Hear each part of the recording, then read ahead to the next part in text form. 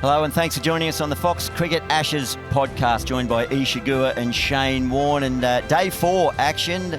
England had to try and get some runs early, but they lost their 3 wickets. Australia came out to bat in their second innings. We'll get to that in a minute, but closing out that third session of play, England had a challenging little period to survive, but the openers got through, Isha. Yeah, they've had to face those situations a few times on this tour. So Zach Crawley, Haseeb Hameed, they'll sleep they'll sleep relatively well tonight, knowing that there's a big day tomorrow. But the fact that they were able to get through that period, that'll give them a lot of confidence. Yeah, it was nice to see Hameed and Crawley just working on their techniques, learning. They seem to be learning, these young players, finally on this tour, and it's good signs for tomorrow. But really, Warnie, the story of the day again was Usman Khawaja. He came out in the first inning and scored a majestic 100, and he's backed it up. Back-to-back tons in an Ashes match here at the SCG. Yeah, it was outstanding batting again, right from the word go in this match. I reckon when he walked out to the crease, you see he had a bit between the teeth. He had that look in his eye that he was pretty determined to do well. 100 in the first innings, and then to back it up with another 100, and it was the way he got the runs too. It wasn't just getting that big 100. There was all sorts of shots against the spinners. There was reverses, there was slog sweeps, and the battle between Jack Leach was a good one. And then this moment here, the back-to-back 100. You little beauty. Well done. It was great, and being out on the ground there with Isha, listening to the crowd all standing on their feet was a pretty amazing moment.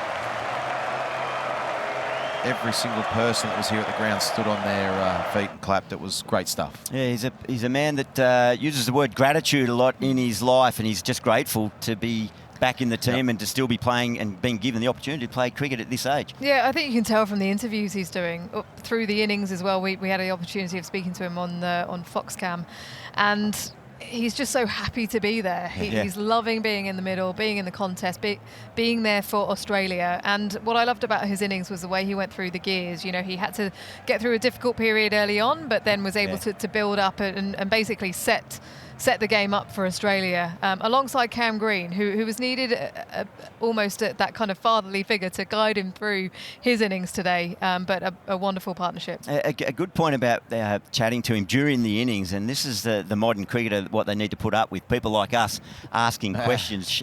Mark Howard interviewed Usman having completed that second 100, and he answered at one point saying, "How are you asking me a lot of deep questions here? I've got Mark Wood bowling thunderbolts out here, so can you leave me alone for a minute?" But he's appreciative, and he's very giving of his time. But you mentioned Cam Green, Ish, and Warnie, you two. He came out. He had his struggles early, didn't he? But he didn't panic, and he took his time, and then he got away. Yeah, I think we've all been very, very impressed with what Cam Green has brought to the table. I thought that, we all love his bowling, and we're just hoping he'd get some runs. And we knew he would. It was a matter of time. But today, he's slow to get going, as you say, Gilly. But then once he got going, there was just a few shots he played. Like there's one. There was just a couple of shots you go, oh, hang on a minute. How good is this bloke? And I think that'll do him the world of good to get that 50. There was another one. There was just a couple of shots you go, hang on, how good is this guy? Look at that. He is a serious talent. He's going to be a massive superstar. It was nice to see, and I reckon you're going to see a lot more of Cam Green. He looks seriously dangerous, and this is why everyone in Australia is valuing him. I don't think England have quite seen him do this series. So again, it's the situation. He's in a place where he's not batting to survive at the end of the day. He's building his innings. He's with a guy who's well set on his way for 100, and he's batting for the team. So in a way, I think that's kind of freed him up in his mind. He was protective early on, and then he got into his groove, and he was able to flourish at the end there. But fantastic batting.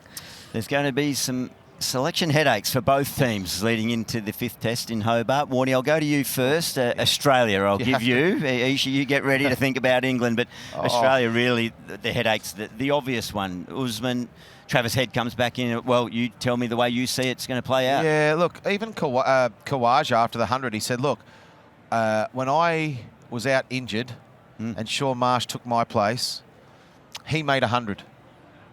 So, but he got left out and I came straight back in. So he was expecting that after this, Travis Head comes back in, which I think will happen. The tricky part is Marcus Harris, the Australians have invested in, got an unbelievable 70, a real top scored in Melbourne, 1 test match ago, got a couple of starts here but didn't go on with it. And Khawaja gets another back-to-back 100, so I think he's just about undroppable. I think, unfortunately, as much as I'm a fan of Harris and I think he can play at this level, I just don't think he's done enough. And I think it's more what Usman Khawaja has done than what Harris hasn't done. I think Khawaja, back-to-back 100s like that, he moves up to open the order and Head comes back into number 5. And England, it's more around injury, isn't it, at the moment? I mean, there's been some form struggles, lack of results, but we've got injuries to Stokes, his side, hand injuries to both Butler and Bairstow during his magnificent 100 yesterday, and they've brought Sam Billings into the squad. So, and Ollie Pope was brought into wicketkeeper today. He did a very good job as a substitute wicketkeeper. Where do they go, Ish? It's a difficult one. If Ben Stokes isn't bowling, then they have to look at Chris Wokes again as the all-rounder option. If Joss Buttler can't keep, then Ollie Pope comes straight back in and he keeps. If Bairstow can't play, if he's got a broken thumb, which we don't think it's broken, we think that he's going to be okay for the final test, and he obviously stays. But if he can't play, then Sam Billings comes in. Okay, clear as mud. There it is. But I like the attempt that you gave it there.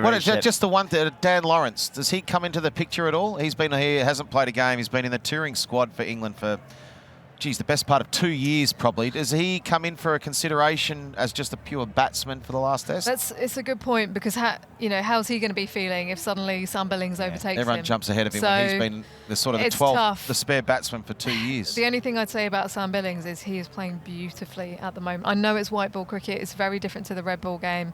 He's only played 6 first-class matches last season, but to me, he's looking amazing. There's a lot to ponder for England, not just in this match, where tomorrow they'll be chasing 358 for victory, or maybe surviving 98 overs. Join us at 9:30 tomorrow. Thank you to Isha and Warnie. You won't miss a ball on Fox Cricket. Good night.